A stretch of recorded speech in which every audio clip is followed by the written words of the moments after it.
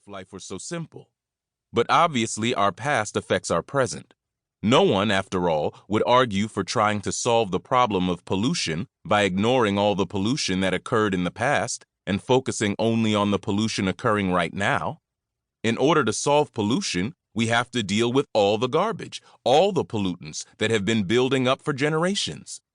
By the same token, it's impossible to rationally discuss ending inequality without acknowledging the impact of racial discrimination in the past, beginning with our legacy of enslavement and the racial hierarchy that stemmed from it. Instead of acknowledging that simple truth, some political advocates, particularly on the right, equate being reminded of the sins of the past with attacking or promoting ill will toward whites. So we have to listen to wacky arguments condemning such things as critical race theory, an arcane field of legal scholarship that is not even taught to young children, when what the aggrieved activists really want is to shut down discussion of America's racial past, period. Rather than acknowledge that reality, certain critics prefer to ravage the entire field of scholarship on race, which they insist is nothing more than catering to black and brown racial grievance.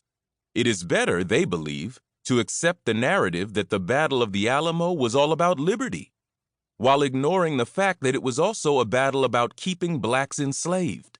By the same alchemy, the war against the Union becomes a noble effort to protect Southern customs and defend states' rights, not a desperate effort to keep millions of people forever subjugated.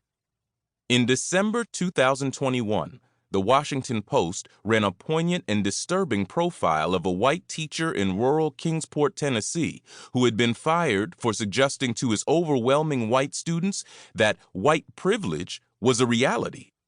In articulating such a notion, the teacher had violated a recently passed Tennessee law. At least 11 Republican-led states, noted the Post, had passed laws or approved policies effectively banning the teaching of concepts or ideas about race that were scorned by many conservatives, and more states were considering such laws. Even a novel by the acclaimed author Toni Morrison came under attack by advocates of historical ignorance.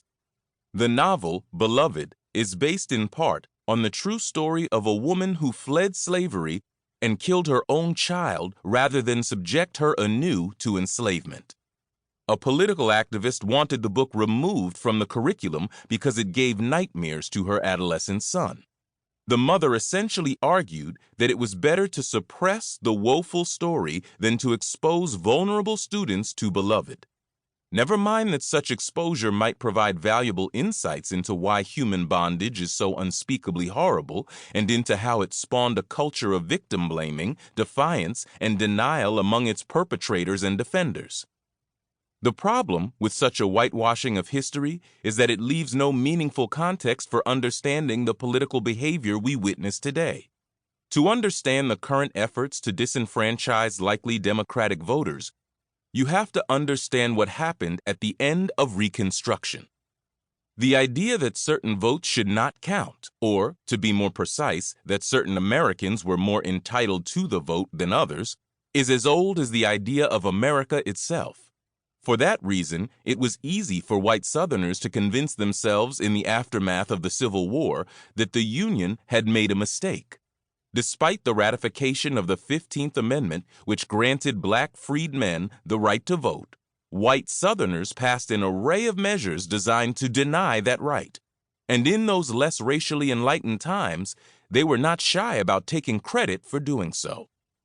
In his inaugural address in December 1890, South Carolina Governor-elect Benjamin Tillman praised the white effort to block blacks from voting, thereby ensuring the triumph of democracy and white supremacy over mongrellism and anarchy, of civilization over barbarism. Even our colored fellow citizens, he insisted, were thrilled with the outcome, which was why they had absolutely refused to be led to the polls by their bosses. As a result, he maintained, there is less prejudice and more kindly feeling between the white man and the black man in South Carolina than has existed at any time since 1868. That racial harmony is enhanced by black marginalization remains a